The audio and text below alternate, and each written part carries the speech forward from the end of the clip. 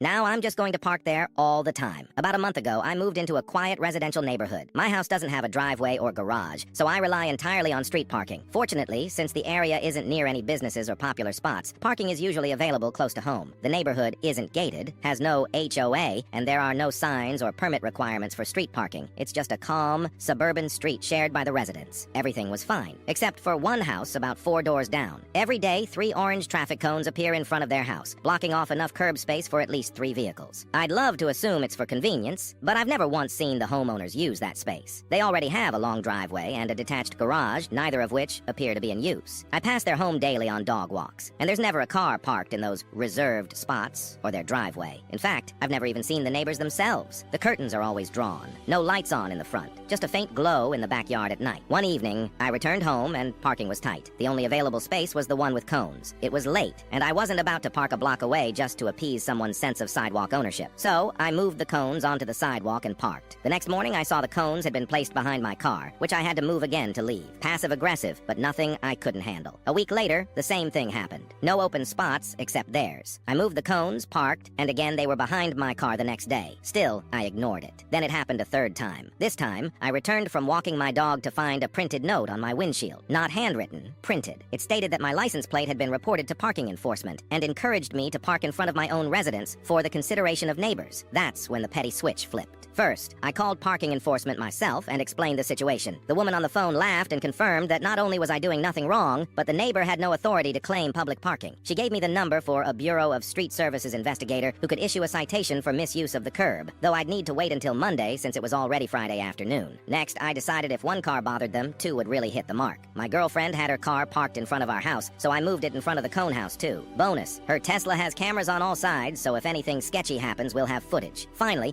I started considering a longer-term plan. If citations don't happen or they continue this nonsense, I'm seriously thinking about buying the oldest, ugliest car I can find, registering it as non-operational, and legally parking it in front of their house indefinitely, a rolling eyesore to match their behavior. There's no logical reason they'd want the street in front of their home to remain empty. It's not a high-traffic area. They don't use the space themselves. No one's fighting for parking, and there are no nearby businesses drawing random cars. The only explanation is that they enjoy the appearance of an unobstructed curb and believe they're entitled to it. But that's not how public property works. I've been courteous, I've parked elsewhere when possible, but when they try to lay claim to something they don't own, then get passive-aggressive when challenged, the gloves come off. Now, when I see those cones, I don't hesitate. I move them, I park, and I smile. And if they want to keep pushing it, I'll make sure that stretch of curb stays occupied for a long, long time.